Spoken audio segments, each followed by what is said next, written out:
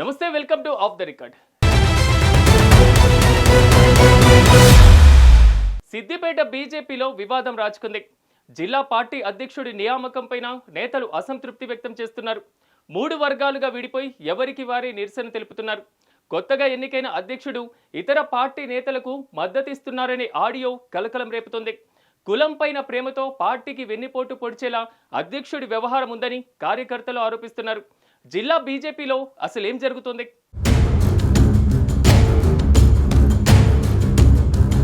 ఇటీవలే సిద్దిపేట జిల్లా బీజేపీ అధ్యక్షుడి ఎన్నికలు జరిగాయి. ఇక్కడే పార్టీ నేతల్లో అసంతృప్తి మొదలైంది. జిల్లా బీజేపీ అధ్యక్షుడిగా బైరు శంకర్ ఎన్నికయ్యారు. సీనియర్లను కాదని బీఆర్ఎస్ నుంచి వచ్చిన నేతను నియమించడంపై ఆశావహులు అసహనం వ్యక్తం చేశారు. పార్టీని అంటిపెట్టుకుని కష్టపడ్డ నేతలకు అధ్యక్ష పదవి ఇవ్వలేదని ఆవేదన వ్యక్తం చేశారు. క్రియాశీలక సభ్యత్వం కలిగి ఉండాలన్న నిబంధనను పరిగణలోనికి తీసుకోలేదని ఆశావహులు సోషల్ మీడియా వేదికగా నిరసన తెలిపారు.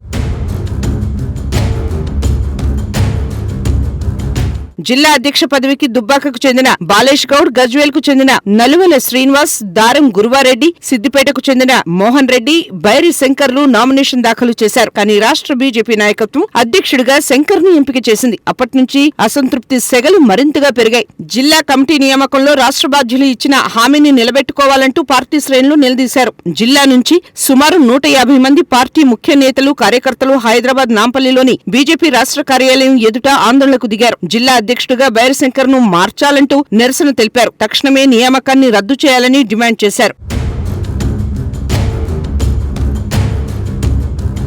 ఇక ఈ నిరసనలపై party organizing secretary Chandrashekhar Tiwari స్పందించారు. పార్టీ నేతలను సముదాయించి నచ్చజెప్పారు. అధ్యక్షుడి ఎన్నికపై కేంద్ర కమిటీకి నివేదించి వారి సూచన మేరకు నిర్ణయం తీసుకుంటామని హామీ ఇచ్చారు. అంతవరకు జిల్లా కార్యవర్గ నియామకం జరపవద్దని శంకర్ కు సూచించారు. కేంద్ర కమిటీ ఆదేశాలు వచ్చే వరకు మరో 2 బాధ్యులను నియమించి కార్యకలాపాలు నిర్వహిస్తామని చంద్రశేఖర్ చెప్పారు. దీంతో ఆగ్రహం వీడి చల్లబడ్డ జిల్లా పార్టీ నేతలు, కార్యకర్తలు పార్టీ కార్యక్రమాల్లో భాగస్వాములు అవుతున్నారు.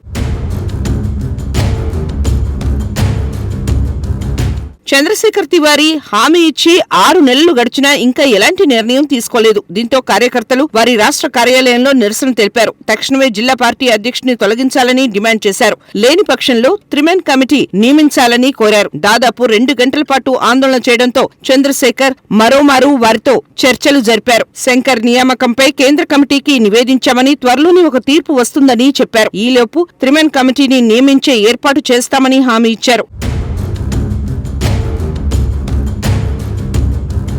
3 కమిటీ నియమిస్తారా లేదా అధ్యక్ష పదవి నుంచి శంకర్ ను తప్పిస్తారా అనేది ప్రశ్నార్థకంగా మారింది. అధ్యక్ష పదవిలో మరెవరైనా కొత్త వారిని తీసుకుంటారా అని వేచి చూడాలి. మొత్తానికి సిద్దిపేట జిల్లా బీజేపీలో వర్గపోరు తారాస్థాయికి చేరిందని చెప్పుకోవచ్చు.